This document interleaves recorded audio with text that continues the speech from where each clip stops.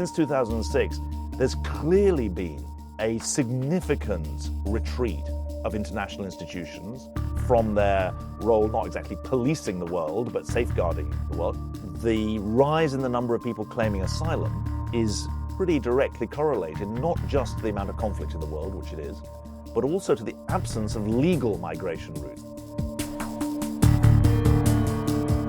Something that comes up with me all the time, and it's a relief to be able to ask this of somebody else, is the world more dangerous, more messed up now than it ever has been, or at least has been in our lifetimes? It is. It's more messed up for 3 or 4 reasons. One, there's global mess because the world is so interconnected. So a problem in one part of the world ricochets around the world. And the world is more interconnected than ever before. So that immediately means that local risks become global risks. A pandemic that starts in China, however it starts, goes global very fast. Secondly, the organized counterposition of 2 blocks in the Cold War has been replaced by not a multipolar world, but a multi-aligned world where you have many more players. 12, 15 countries, not just 2 superpowers, China and America, who make the weather in their own part of the world, whether it be Turkey or the United Arab Emirates or India. You've got many more players who, by virtue of their economic weight or their geographic position or their demographic size, they're big players. So it's a multi-aligned world, but multi-alignment isn't just about states, it's about non-state actors, private sectors. I mean, the fact that foreign policy is such a big issue for big companies is part of the risk calculus in the modern world. Thirdly, the governing guardrails that protected people against danger are in retreat. And we see that a lot in the conflict zones where we work. But the breakdown of the guardrails that were erected after 1945 in a systematic and careful way, because as President Truman said at the founding conference in San Francisco, we've learned, he said, what happens when might is said to make right. What happens is the Second World War, he said. And we're going to build an order where right makes might. Now, right is in retreat. And global norms and laws are in retreat, impunity is on the march. And so that makes for danger, I think, as well. There's a final point which I think would have been more obvious 20 years ago for reasons that will become clear. There's more what we used to call ungoverned space in the world. The last IRC, International Rescue Committee, emergency watch list in December last year pointed out there are 43 de facto authorities around the world where the state isn't in control of its own territory. And that's partly explains why you've got 59 conflicts going on in the world at the moment. So if you want, this is a very long-winded way of saying I could have given you the fact at the beginning, well, there are 59 conflicts. That proves the answer is yes to your question. But actually, I think there's more going on. So, I mean, how much of a multiplier in all of this is climate change? Is it the cause, the consequence, or a fuel, or all of the above? Well, it's interesting that you put it like that. I chair the advisory board of something called the Atlas of Impunity, which measures impunity on 5 different dimensions, one of those of which is climate. And why do we say climate is I can see you furrowing your brows in a very professorial way. What we say is that the abuse of the climate, the pumping of greenhouse gases in the atmosphere, reflects impunity from people against the planet, because the planet has no votes, and reflects impunity between one generation and the next, because future generations have no vote. And we've been on a consumption spree at the expense of, we've imposed debts on future generations that aren't just fiscal debts, but that are environmental debts. However, I think it's important to say that while climate fits into the framing that I gave you earlier, the conflicts that exist in the world are exacerbated by the climate crisis, but not primarily caused by it. And I just want to say a word of that one of the causes, but only one of the causes of conflict, is resource stress. Now, the war in Ukraine is not caused by resource stress, and the invasion of Ukraine by Russia was not caused by resource stress. And the war in Gaza, following the attack by Hamas on Israel in 2023, is not a cause of resource stress. But elsewhere in the world, when we think about the 59 conflicts, the stress on resources is part of the driver of conflict, and the climate crisis exacerbates the resource stress. So I think there is a climate dimension to this. You'll know that in 2008, 2011, there was a massive drought in northwest Syria, which led to huge numbers of people pouring into the cities, including Daraa, where the Syrian civil war started. Does that mean that the Syrian civil war was primarily a climate crisis or a climate conflict? No. Is there scholarly work to say the climate crisis contributed to that? Yes.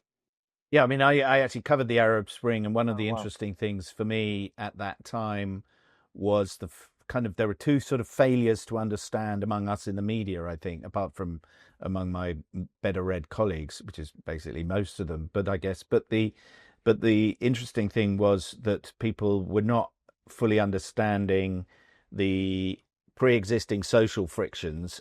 It was often seen as the people against the dictator, because that was the vertical power structure. But the other one was the climate stress. I mean, as you rightly point out, in Daraa, where the ignition point for the Syrian revolution was, which of course had been bubbling up for ages, I think 40% of the rural population had moved into the cities over the space of the previous 3 or 4 years. And then, of course, if you're a dictator and you suspend bread subsidies, it's bread and circuses that keep the people quiet. Take away the bread and there are no circuses, you get an ignition point. But that didn't also, of course, factor in all of the pre-existing issues. But there's so many interesting things that you've kind of come up with in your opening statements there that I'm sort of rushing to write them down in my head. But the sort of weather makers around the world is fascinating to me, because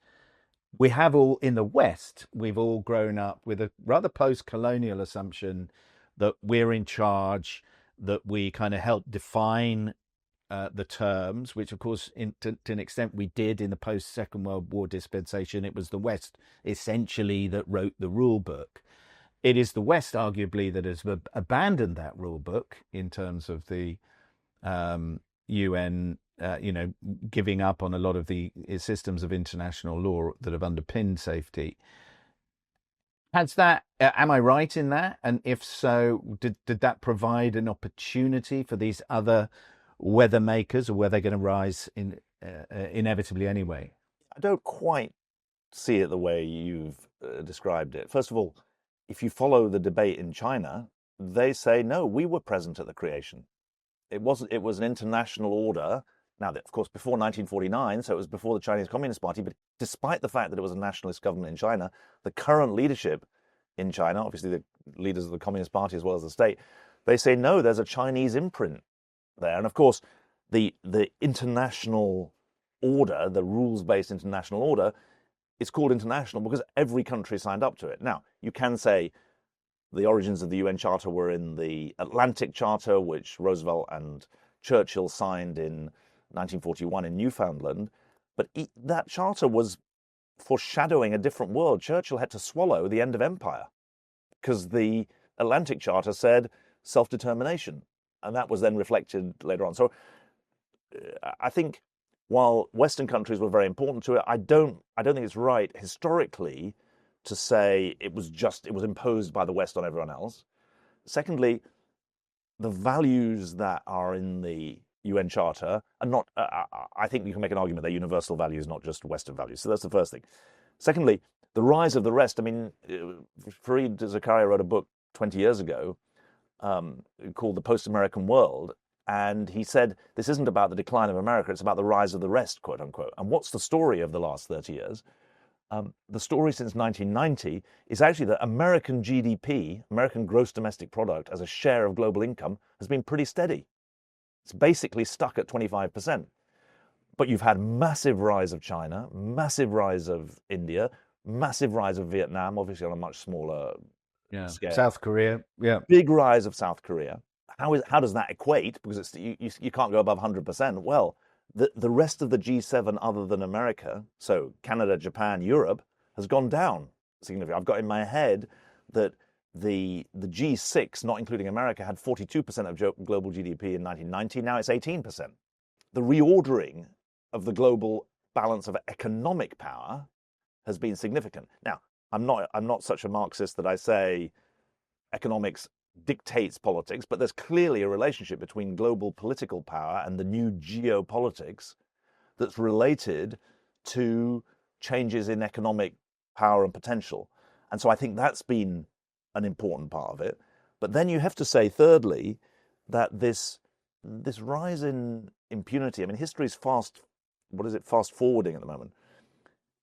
There were traumas, and you covered them in the 1990s, in Darfur, in former Yugoslavia. But the wave of democratization was real in the 1990s. The wave of international determination to curb the abuse of power was real in the 1990s. The development after the Jubilee, after 2000, for the so-called responsibility to protect, that was consummated in the 2005-2006 UN General Assembly resolution that said we didn't just put human rights into the UN Charter for fun alongside states' rights. We established an international responsibility to safeguard those rights. That was real. But what's happened since 2006, apologies for the long answer, but I think it's relevant to your question. What's happened since 2006, and this goes directly to your question about what's the role of the West in all this, since 2006, there's clearly been a significant retreat of international institutions from their role, not exactly policing the world, but safeguarding the world. And there's been a retreat, not just from the liberal international order, but there's been a democratic retreat as well. And so that if you look at any of the surveys of democratic health, it's now the case, and 91 countries are considered autocratic, and 89 are, or 88 are democratic in the Varieties of Democracy project that is run by the University of Gothenburg. All to say that the 1990s saw the growth of commitment to international rules and the growth of democratic and liberal jurisdictions. Since 2005-06, and that's the nodal year, there's been a very significant retreat. Why? I mean, why, and what are the consequences for that being for your organization? I mean, this almost coincides with your not quite. I'm not that old, but those are two very different dealing questions. with the consequences of that retreat. Well, so I'll get onto the consequences. I mean, why? Number one, big mistakes by powerful America after 1990, mistakes that we joined in Iraq as well as elsewhere. So global financial crisis, big part of the story. So I want to take that head on. Secondly, big states are always reticent about the imposition of fetters on their use of power. And there are more bigger states who are bigger players who want to be able to flex their muscles. Thirdly, the reaction in the West of retreat from some big global commitments has undoubtedly opened up space. And you can see that in the Russian invasion of Ukraine, and we should say the full-scale invasion, because of course they started in 2014. Just as a small parenthesis, and then I'll get on to your second question about how does a humanitarian aid organization fit into this. In 2008, the Russians invaded Georgia. You probably remember this, South Ossetia and Abkhazia. I was Foreign Secretary at the time, and I did go to Georgia, but I went to Ukraine, and I made a speech in Ukraine, which pointed out that President Medvedev, who was the Russian president at the time, had said he didn't want a new Cold War. And I said, that's good. But I also said, Ukraine had better watch out that it's not next. And I quoted George Kennan, who framed the famous long telegram in 1948 from Moscow that was about containment. And Kennan said, the Russian tragedy is always to see Ukraine as either an enemy or a vassal. And in a way, he said that's the Ukrainian tragedy, that they're seen as such by the Russians. Sorry for the parenthesis, but I think it's relevant to your first part of your question. Now, you say, since for the last 12 years, I've been running an international humanitarian aid agency. We are recipients. We inherit. We deal with political failure. That's what, if you're a humanitarian organization that has as its mission, as we do, helping people whose lives are shattered by conflict and disaster to survive, recover, and gain control of their futures. We're about conflict and disaster. So we're dealing with the consequences of political failure. And we are both more needed than ever before, because there are 300 million people in humanitarian need, and we can talk about how we fulfill that mission in that context. But we're facing a backlash against the traditional ways in which aid has been funded and supported at precisely the time when it's needed more than ever. So it's a big challenge.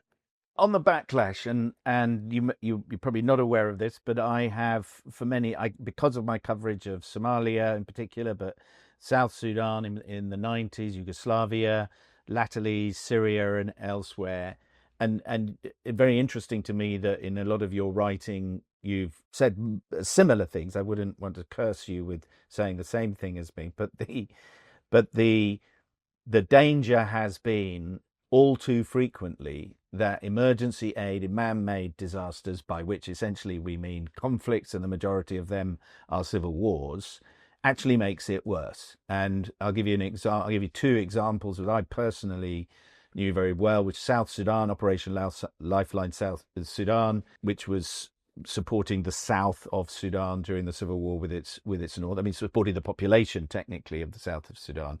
80% of the food and fuel that went into there was nicked by the SPLA, the belligerent in the south. So there may have been a CIA plot to do it, but if that was the support they wanted to give, they would have been better off just giving them guns and leaving the people out of it. Somalia, as was actually invaded by Bush Senior, leading an invasion of the United Nations and others to put an end to the manipulation of food aid by warlords who were systematically and deliberately starving their population.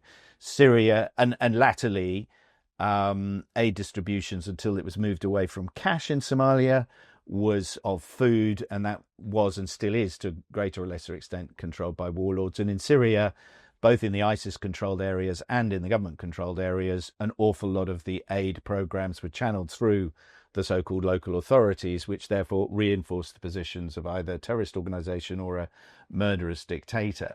So there is a conundrum here, isn't there? I mean, it kind of speaks to what is often termed the exhaustion that people have towards humanitarian giving. Describe it as a conundrum. I think that there are ways of delivering aid that don't work and ways of delivering aid that do work.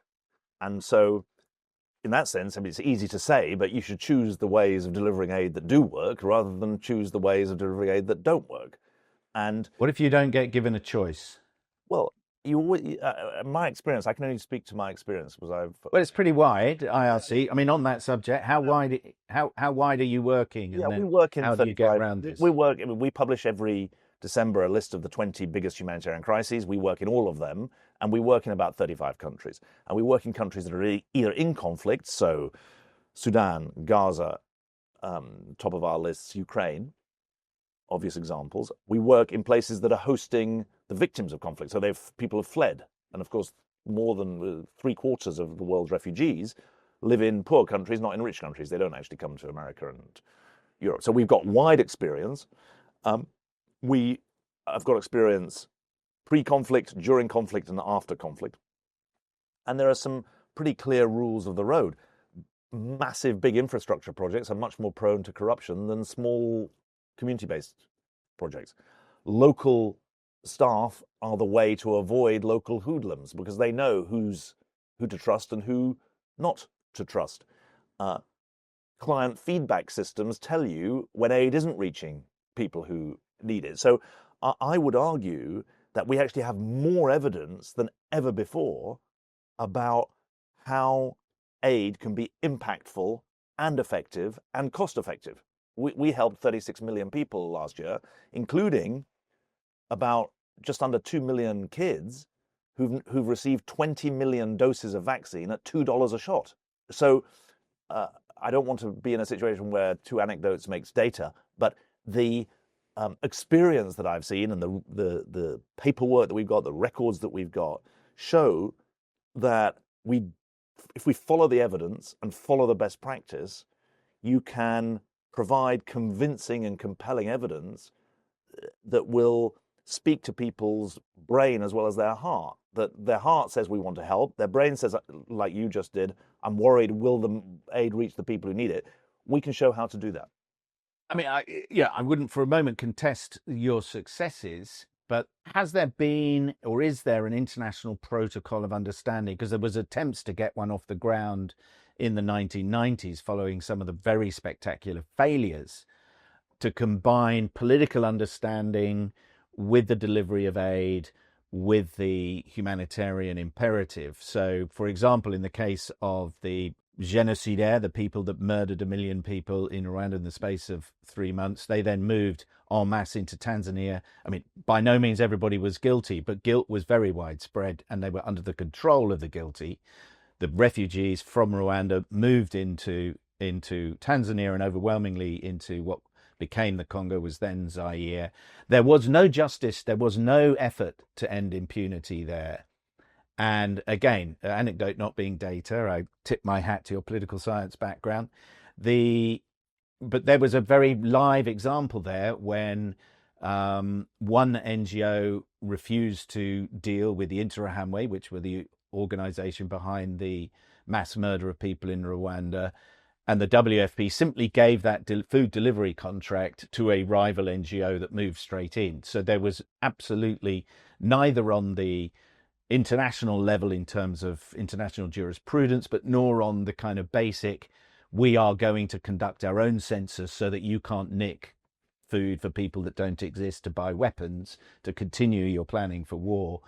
There was no consensus about how to organize that. And I have seen very similar operations like that repeated, notably recently in Syria under ISIS, when aid organizations were not given a choice of the methodology of delivery. They were simply told, you will hand over to us or you will not participate.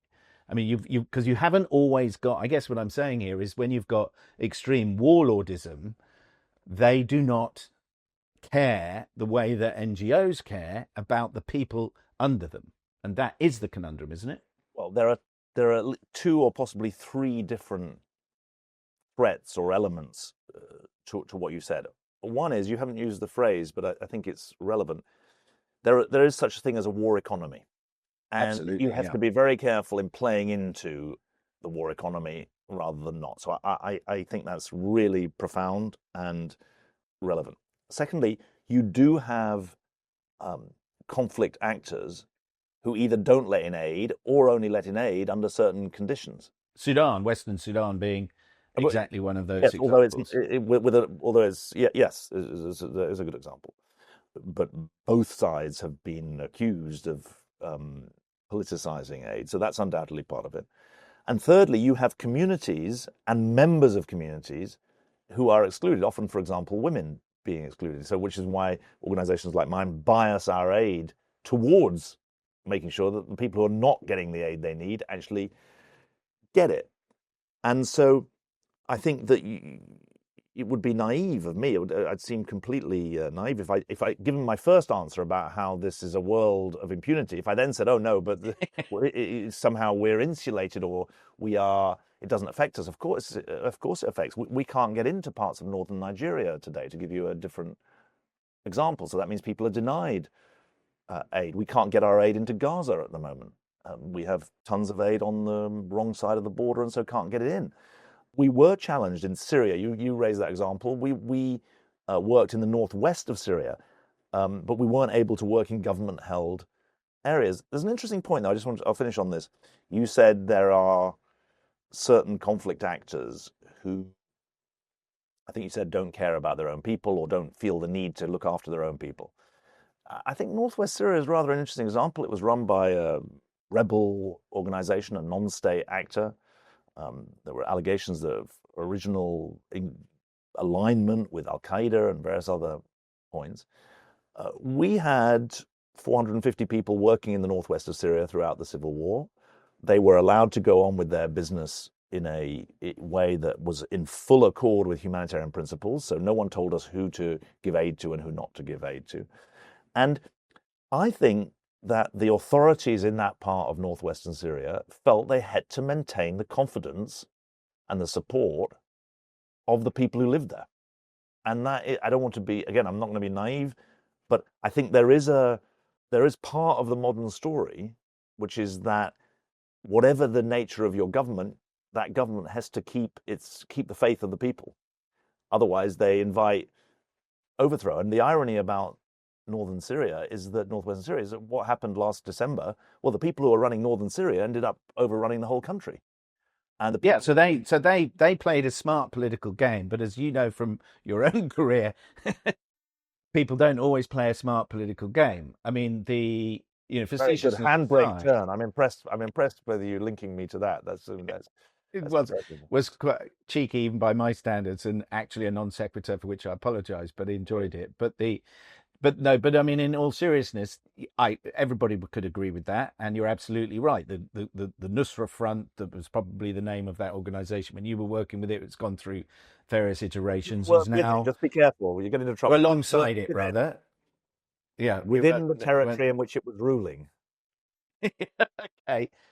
Well, under it, shall we say?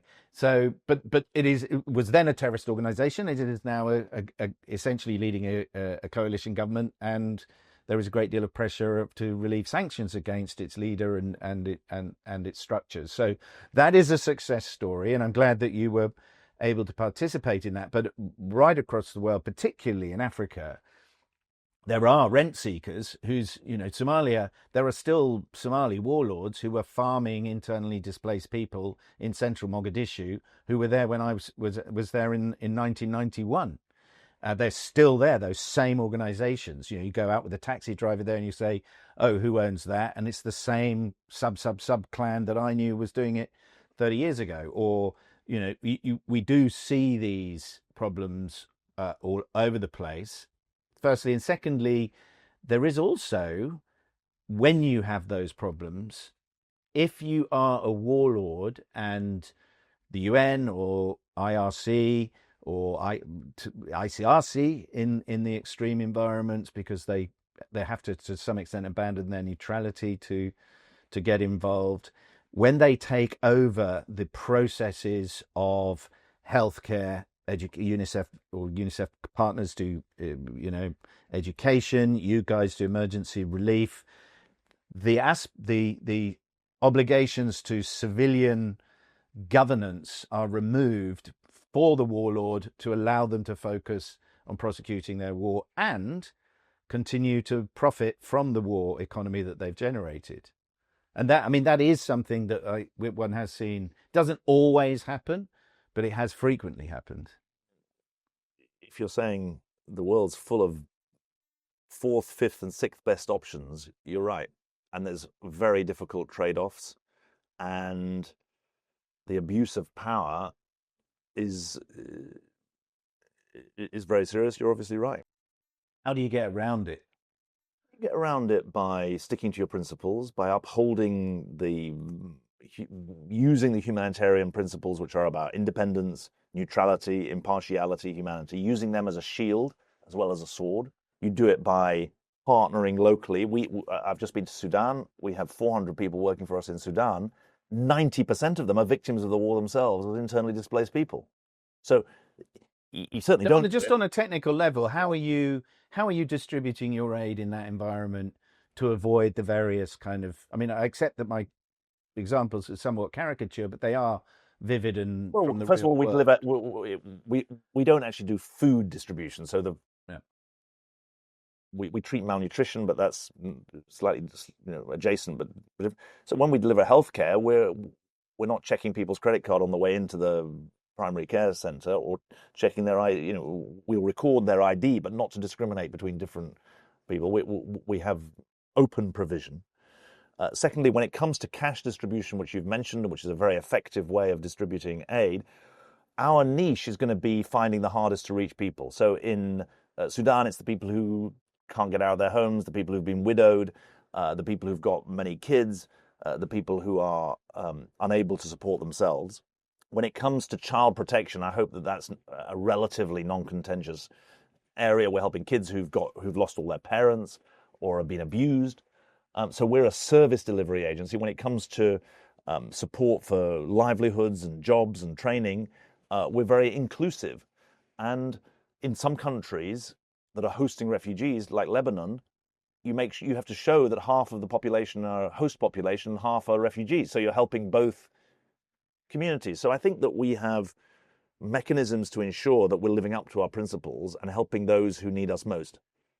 And what mechanisms do you use to avoid the rent seeker, the warlord factor? The in old money, it was very simple for people to manipulate the physical delivery of sacks of flour, and of course things have moved on a great deal there. You mentioned cash. I wondered if, and do you use a sort of credit card system? I mean, just on a technical level, because I think it's a really interesting point.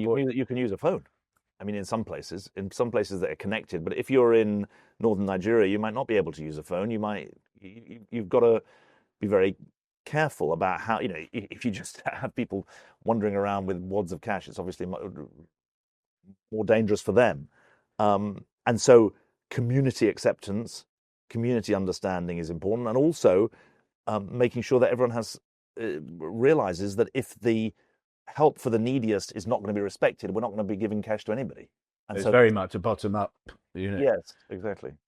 You mentioned earlier on, and I just think it's a fascinating sort of philosophical and sociological point, a very, very important fact, which is that it is the poorest countries in the world that have absorbed immeasurably more refugees or internally displaced people. I personally don't distinguish between the two. If you've been driven from your home, you're a refugee in my book. Can you just explain why that might be? I mean, obviously, there's the obvious geographic proximity, but why are these countries quite so generous? Well, that's a very good question. It's a slightly different one. I mean, Ukraine is the outlier here because Ukraine is subject to an invasion. It's in a war. It's had a massive refugee flow west into its neighbor. That's not unusual. But the fact that the neighbor is one of the richest parts of the world in Europe, in Poland and Germany and a little bit in the UK, those are the outliers. And so the simple answer to your question, where do refugees go? Well, most people, I like your point, if you're homeless in your own country, you're a refugee, even if you haven't crossed a border. You're technically an internally displaced person. Those people are in the countries roiled by war and conflict. Where are they? Well, they're not in Western Europe. They're thank goodness. But they are in sub-Saharan Africa in very large numbers. They are in Afghanistan. They are in Myanmar, Bangladesh. So people flee within their own country. So look at the geography of war and you'll see the geography of internal displacement. People stay close to home. They don't travel halfway across the world in the main. They stay in their neighbors. But why? Above all, because they want to go home in the end. So why did most Syrians go to Jordan, Lebanon, and Turkey? Because they wanted to go back to Syria. The time when they smiled when I spoke to them was, well, when I ever asked, do you think you'll ever go back? And they wanted to go back to Syria. Now, there's a separate question, which is why do these people hold them? I went to Uganda in 2017, which is a country that is incredibly open to refugees, in this case from South Sudan. And I went in 2016 and I said to this guy who is the deputy mayor of the province on the border, I said, why do you let all these people in? He says, we're not putting up a wall. And so he spoke to the fact that one or two others have since then. Global conscience. And he said, well, there are people, he said. If you speak to people in Colombia, if you speak to the government of Colombia, why did they let in Venezuelans? Well, there are people. We've been intermixing with them for hundreds of years. And so I think that there's a sense of connection and connectedness. There's obviously ethnic groups that cross boundaries. And there's also a sense of there, but for the grace of God go I. So people help each other. Why do you think we're failing in the West? Or why is it possible that this sort of immigrant energy has come from? Yeah, I think that, look, first of all, the numbers are smaller in richer parts of the world than in poorer parts of the world, as we've discussed. Secondly, the rise in the number of people claiming asylum is pretty directly correlated not just to the amount of conflict in the world, which it is, but also to the absence of legal migration routes. I'm speaking to you from New York. The big story about the southern border is obviously that a lot of people came across last year. The big story today, the additional big story is that there are very few legal routes that people pursue, so they end up all going into the asylum system. So that creates massive pressure. Thirdly, asylum, I think the law on asylum is sensible, which says that you shouldn't be sent back to danger. That's what the Refugee Convention of 1951 says. But it needs to be administered in a way that is fast as well as fair. And in the US, it takes 5 or 6 years for your asylum claim to be heard. You can't run a system like that. So there are some mechanics here about the way in which asylum works. There's also a big debate, as you know, about the interpretations of the legal interpretations of the Refugee Act. People often in Europe go on about the ECHR, the European Convention on Human Rights. That's actually not the main issue. The main issue is the way in which the 1951 Convention is understood. But I believe that if you, it's right, whether you're running a humanitarian organization or not, to be in favor of processes and systems that are not just fair, but are also orderly and are fast. Because delayed justice is no justice at all. It's not fair to anyone. And that arguably is what, for example, in the United Kingdom, but also United States, is one of the reasons for this friction. Is that, frankly, amplified by elements of social media and the right-wing media, particularly in this country, but also in the States, because it does take a long time. So people are I would say, look, in limbo. I'm running a humanitarian organization, but if people fail in their asylum claim, then they shouldn't stay. Yeah. It's just basic. There's no. You've got to defend a system that says if you pass, you have your claim adjudicated fast. If you pass, you're integrated properly. If you don't pass, you don't stay. That's got to be the basic principle. And I think most people would stick up for that. Just on, just because it's happened recently, and you have been vocal about the humanitarian catastrophe that's unfolded in Gaza. Do you think that it is incumbent, if the UN is saying that there is a genocide ongoing in Gaza, that there ought to be some kind of intervention to prevent it? It's desperate, beyond desperate situation. It's unacceptable. I don't like this sort of, there's an implicit suggestion, unless it's a genocide, you don't need to do anything. I mean, that's a terrible world to live in. Yeah. So let's be absolutely clear. The denial of aid to desperate civilians is completely unacceptable. Needless to say, it's unacceptable to take hostages as well. So there's a lot that's unacceptable there. I think that the resolution of the humanitarian side is actually relatively simple. Anyone with any experience in the Middle East knows it's a long way from there to any kind of stable and resolved situation that recognizes the dual interests of both sides, of both communities. Now, you're obviously a man fascinated by politics and the science of politics, by history, the humanitarian challenges of our time. You've held high office. What got you going on that journey? I think that I was brought up to believe that if you could make a difference, you should. And if you didn't, it was a waste. That was basically the message that I got, my brother got from our parents. Both my parents were refugees. My dad came when he was 16 from Belgium in 1940. My mum came in 1946. Her father was killed in a concentration camp. She came as a 12-year-old girl. They always knew that they were lucky to come to Britain in the 1940s and 50s. And we grew up in the 70s, 80s. And I think that my parents didn't foist their experience on us. You know, the way many, if you go through something terrible in one generation, you try and protect the next generation. So you don't want to sort of force feed them. My parents never wagged their fingers at us and said, think how lucky you are. You're not caught up in fascism and, World War. They weren't like that. But their experience and the fate of people who didn't survive, I think, gave them a strong sense, and that somehow that was inculcated into us, that you should care, but that's in the end your own business. But if you can make a difference, you should. And I think that's been what I've tried to do in policy, in politics, in the NGO, in the humanitarian aid sector. What job have you enjoyed most? Oh, I mean, I wanted to be a bus driver when I grew up. That was my dream. I think I didn't. no, Who you wants to didn't, be a but bus driver? I thought it'd be great. That was my mother used to say that was the first job I ever said I wanted to do. I think uh, I owe it to my colleagues to say I'm doing this job now because it's got huge purpose and it's got importance to me, and I feel it's the best way to put my values into practice. Equally, being foreign minister to represent your country is an extraordinary privilege. So I feel incredibly blessed to have had the opportunity to do that. But then I sort of look back and I feel, I used to say to Louise, my wife, I was 32, 33, 34 years old in the late 90s. And I'd be sitting at home on a Sunday afternoon reading, government papers for the week ahead. I was the head of the Downing Street policy unit at the time.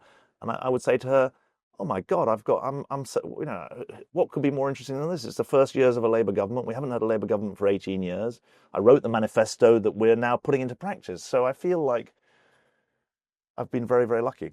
You make your luck, but also, do you find that, and this is something former politicians often say to me, that if you want to make a difference, don't go into politics. I mean, I totally disagree with that. Totally disagree with that. But hang on, you now have direct, verifiable successes. If you do your job, you've expanded the number of clients, the number of people that you serve, the amount of money your organization spends. You have a series of benchmarks that mean that you can look at that and say, yeah, I did that. As Foreign Secretary right now, for example, you'd be looking at the world thinking, oh my God. No, you'd be looking at the world saying, oh my God, I've got more power than many others to do something about it. And so I always say to people, look, people often say, in a way you're saying this, what's the difference between being a government minister and being a leader of a humanitarian aid organization? If you're in government, you've got much more power, but you have much bigger obstacles to the exercise of that power. If you're running a humanitarian aid organization, you've got much less power, but far fewer obstacles to the exercise of that power. So But if you're looking at the end result, it's a set of trade-offs. Well, look, I was schools minister.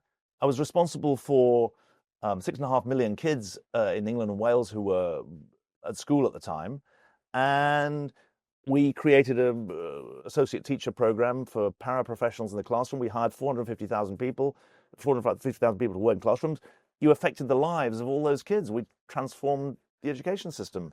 In government, the problems that you're working with, I often have people from the Tamil community in Sri Lanka come to me and they say, we really appreciate what you tried to do during the Tamil Civil War. I said, yeah, but I failed. And they say, yeah, I had a relative who was at that camp in the Jaffna Peninsula where you went. And I say, yeah, and those women who gave me the little piece of paper with the name of their husband saying, please, my husband's been taken away. Can you make sure that you do something?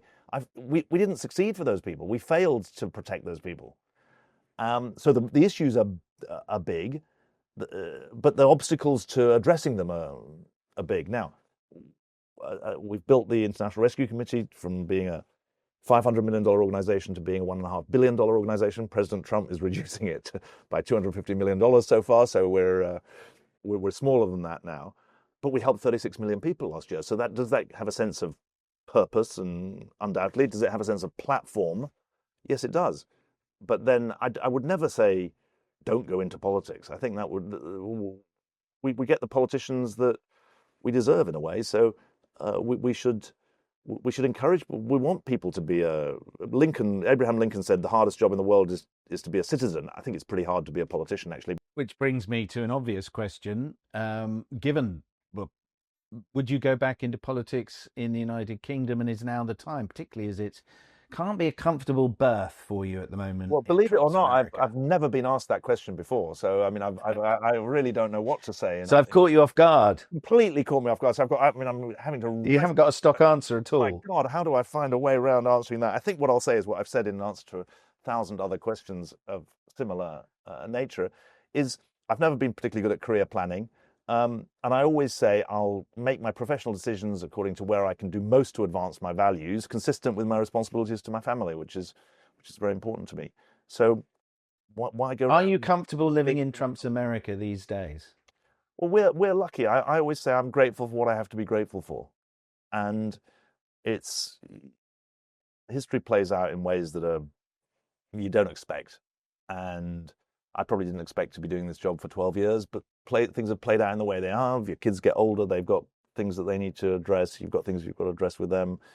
And I don't want to get into a position of saying I'm uncomfortable. That wouldn't do justice to the privileges that we have. So I think I feel that consistent with what I said, I'm doing something where I feel I've got most opportunity to put my values into practice.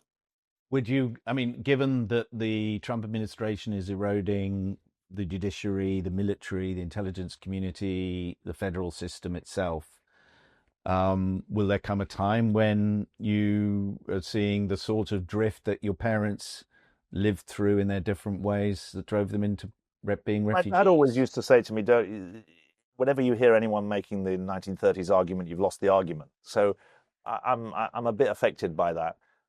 I think that there are massive issues of how to renew democracy and democratic norms in the industrialized world, in the democratic world, but also there are massive challenges. People are fighting for democracy around the world in other countries. I'm not an American citizen, I'm a British citizen. I think that the accountability that is the heart of the parliamentary system is incredibly important and needs to be defended at all costs. People say that dictatorship is more efficient. And what I always say to them is, yeah, and dictatorship ends in disaster. Just ask, Caesarism ended in disaster. The Republic was lost. So I think it's really important not to be complacent. It's also important to stay in one's lane. I'm not an American citizen, so I'm not a voter here. But more broadly, so I mean, in the European context, in the British context, I mean, have we? And this is a genuine. Not that my other questions have not been genuine, but are we living through a time in which we are getting complacent or have been over complacent about the vulnerability of democracies? I mean, I have spent my lifetime reporting on conflicts, impending conflicts, and unfolding and perpetual conflicts. So again, I'm not using the 1930s argument, but I tend to use it here because people understand that historical period because it's all part of our GCSEs. But more broadly, the patterns of drift, particularly attacks on the judiciary, for example, by mainstream politicians in mainstream parties, is something that personally concerns me very deeply. Yes, I used to, when I was Foreign Sec, I used to quote Mrs. Thatcher, which I didn't do very often, but I quoted her on one thing: referendums are the refuge of dictators and demagogues. And I made that argument against having a referendum on membership of the European Union. And people said that makes you anti-democratic. I said, no, we have a parliamentary democracy. And that's the basis in which we run things. It builds checks and balances in. Now, you mentioned America. America's legendarily a country of checks and balances rather than not. Actually, what I see in our parliamentary system is there are quite a lot of checks and balances. Obviously, the Boris Johnson government flouted those when it suspended Parliament, but it got its comeuppance. It got the pushback against the prorogation of Parliament. So I wouldn't use the language of complacency. What I would say is that our democracy is precious. Our liberties are precious. They protect minorities as well as majorities. And that is the brilliance of the liberal order, because what the liberal order says is that. Now, I'm a social democrat, but I defend the liberal order. The liberal order says there are different ways of leading a good life, and the healthy community respects all those different ways of leading a good life that respect the other points of view. Pluralism is the heart of a decent liberal order, and liberal is not left-wing. Liberal is the belief that we're all part of the human tribe. And the human tribe comes in all sorts of different forms, and that's a good thing, not a bad thing. But we have to hold on to the essence of what joins us, which is that we're all human beings, and in a democracy, we're all citizens, and we have to respect the rights of all, subject to the condition that you don't impinge on the rights of others. been a fascinating. I wish we could go on, but I know you're pressed for time. So I conclude all of these, or I'm going to conclude all of these conversations with a personal tribute to Ian Dury, and ask you, what are the reasons to be cheerful? Well, I've been asked that as well before. Well, I'm nothing if not unoriginal. I'll give you two parts to an answer. First of all, the moral part is to say there's more resources to do more good than at any time in human history. So woe betide us for not using those resources well. Second thing I'd say is that there's this wonderful quote from a camera team that went to a place you know well, probably you know better than I do, Democratic Republic of Congo. And they said, if you look at the statistics, you get depressed. If you look at the people, you have hope. And one of the great things about running an NGO is that you look at the people. The danger is you lose sight of the big picture. Per this conversation, I try not to lose sight of the big picture, but if you focus on the people, that's the best source of hope. Funnily enough, it is always the Congo that I refer to for exactly that same story, but I shall bore the listeners and you, no doubt, at some stage with that anecdote in the future. Kiley, thank you very much. Thank you very much. It's been really fascinating. I wish we had more time. Thank you. That was really interesting. Yeah, take it easy. All the best. Bye now.